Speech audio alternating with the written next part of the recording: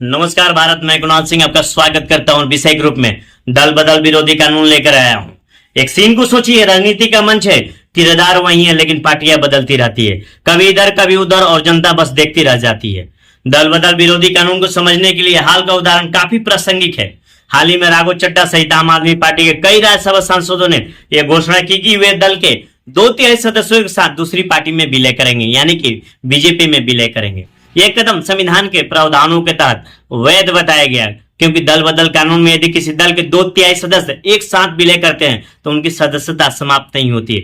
यह उदाहरण साफ दिखाता है कि यह कानून सिर्फ किताबों में नहीं बल्कि आज की राजनीति में भी पूरी ताकत से जिंदा है, और इसके फायदे के साथ इसकी सीमाएं भी उतनी ही असली है। दल बदल विरोधी कानून भारतीय लोकतंत्र की कहानी में एक ऐसा मोड़ है जहां से स्थिरता और नैतिकता को बचाने की कोशिश की गई। यह कानून मुख्य रूप से संविधान की 10वीं अनुसूची 10th शेड्यूल में निहित है, जिसे 1985 में जोड़ा गया, क्योंकि एक समय ऐसा भी था जब जनता अपने प्रतिनिधि को वापस बुला नहीं सकती थी और नेता अपनी मर्जी से कभी भी पार्टी बदल लेते थे। हरियाणा के गयाराम का नाम आज भी इतिहास में दर्ज है, सिर्फ इसलिए कि उन्होंने 9 घंटे में 3 पार्टियां बदल ली थी। सोचिए, 9 घंटे में 3 बार विचारधारा बदल गई। धीरे धीरे राजनीति एक खेल बनती गई। साम दाम दंड भेद से सरकारें गिराई जाने लगी और जनता का भरोसा टूटने लगा। लोकतंत्र मजाक बनता जा रहा था। तभी 1985 में राजीव गांधी की सरकार ने एक बड़ा कदम उठाया। 52वां संविधान संशोधन 1985 के जरिए दल बदल विरोधी कानून लाया गया और इसे संविधान की 10वीं अनुसूची में जगह मिली। बाद में 91वां संविधान संशोधन 91 संविधान संशोधन अधिनियम 2003 के माध्यम से इसमें महत्वपूर्ण बदलाव किए गए। अब खेल के नियम बदल चुके थे। अगर कोई सदस्य अपनी पार्टी के निर्देश यानी विहिप के खिलाफ जाता है तो उसकी सदस्यता जा सकती है। यह प्रावधान सीधे तौर पर अनुच्छेद 102(2) संसद के लिए, अनुच्छेद 191(2) राज्य विधानमंडल के लिए जोड़ा गया, जो 10वीं अनुसूची के आधार पर अयोग्यता तय करते हैं। विहिप वह निर्देश होता है जो राजनीतिक दल अपने सदस्यों को किसी विशेष मुद्दे पर कैसे वोट करना है यह बताने के लिए जारी करते हैं। निर्दलीय सदस्य अगर चुनाव जीतने के बाद किसी पार्टी में शामिल होते हैं तो उसकी सदस्यता खत्म हो जाती है। पहले 1/3 लोग मिलकर पार्टी बदल सकते थे, लेकिन 2003 में 91 संविधान संशोधन के बाद इसे बदलकर 2/3 कर दिया गया।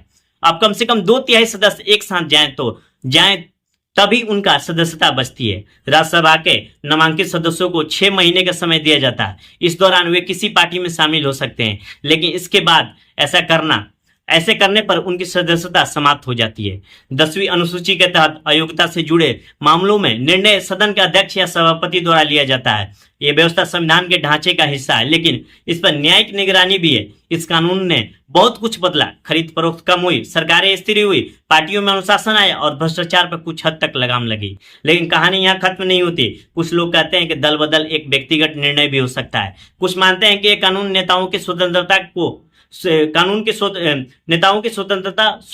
स्वतंत्र सोच को सीमित कर देता है, क्योंकि उन्हें पार्टी के आदर्श का पालन करना पड़ता है।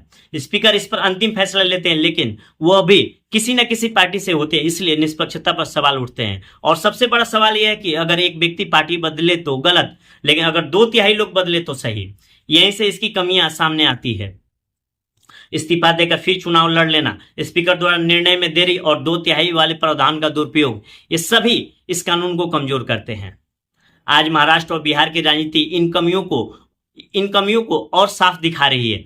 अब बात सुधार की। विधि आयोग ने 1999 के अपनी 117वीं रिपोर्ट में कहा कि चुनाव से पहले गठबंधन करने वाले दलों को एक ही दल माना जाना चाहिए। हर छोटे मुद्दे पर विहिप नहीं, बल्कि केवल महत्वपूर्ण मुद्दों पर ही इसे लागू किया जाना चाहिए, ताकि नेताओं को अपनी बात रखने की आजादी मिल सके। कई विशेषज्ञों का मानना है कि दल बदल के मामले में अंतिम फैसला स्पीकर के बजाय राष्ट्रपति या राज्यपाल द्वारा चुनाव आयोग की सलाह के आधार पर लिया जाना चाहिए। कुछ लोग ये भी कहते हैं कि इसके लिए एक स्वतंत्र संस्था बनाई जानी चाहिए।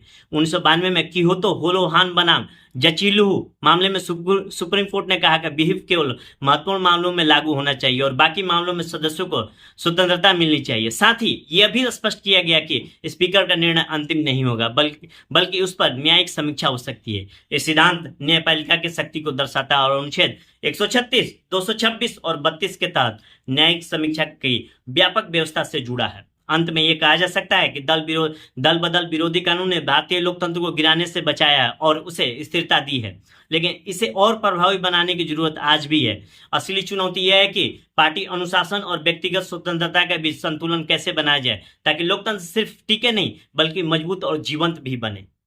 नमस्कार।